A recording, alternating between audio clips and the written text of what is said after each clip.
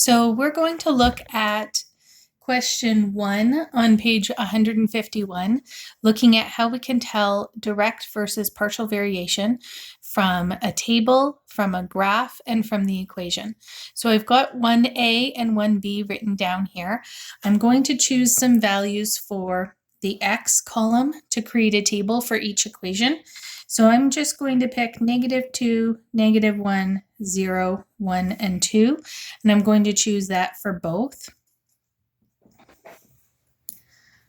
Those are a little bit arbitrary, but then we get some negative numbers and some positive numbers, and they're all pretty close in to small values that are easy to graph. So the y value in the first table is going to be 2 times the x value. So 2 times -2 is -4. 2 times -1 is -2. 2 times 0 is 0. 2 times 1 is 2. And 2 times 2 is 4. Okay. From there, I can use those points and graph them on the graph below. If it helps you, you can rewrite these as an ordered pair. So that's the ordered pair, -2, -4. This one is -1, -2, 0 and 0, 1 and 2, 2 and 4. So I would graph these. So the ordered pair -2, -4, put a dot, -1, -2, put a dot, 0, 0, remember that one's called the origin, over 1 and up 2, and over 2 and up 4. Okay, once you have all of those in, you can draw, draw a line through those points like that. So we can see a few different things here that tell us that this is a direct variation. So we're going to look at this one. One of the easiest ways, I think, for people to see that it's a direct variation is that it goes through the origin. So if the value of the graph starts at 0 or starts at the origin, we see that starting at the origin tells us that it's a direct variation. We can also see that in the table. So remember, the origin is where the x is 0, and then that would also have a y value of 0. So if you see a point 0, 0 in your table, that also tells you that that's direct. Okay. Can be a little bit harder to spot from the equation, but typically if there's no number added or subtracted to the term with the x in it, then that is how you can tell from the equation that it's going to be a direct variation. Okay.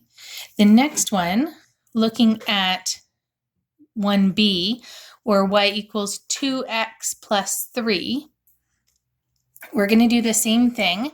We're going to look at the x values -2, -1, 0, 1, and 2, and figure out what the y values would be.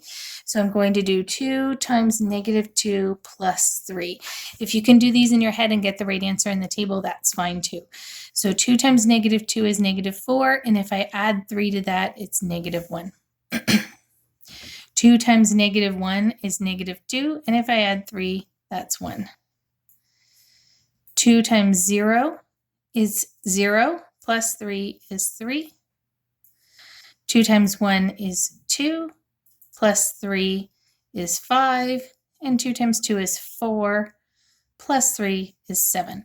So my ordered pairs here would be -2, -1, -1, 1, 0, 3, 1, 5, and 2, 7.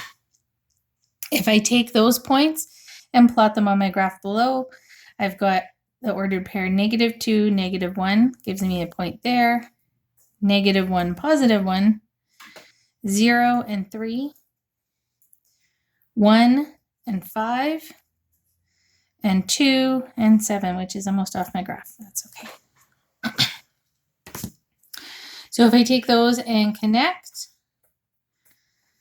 the values on the graph, these should all form a straight line. If you plot your points and they don't make a straight line, that's a good clue that you've made a mistake either in your calculations or in your plotting your points. So if you have 1 or 2 points that are kind of off kilter and they don't make a straight line, please go back and check your work.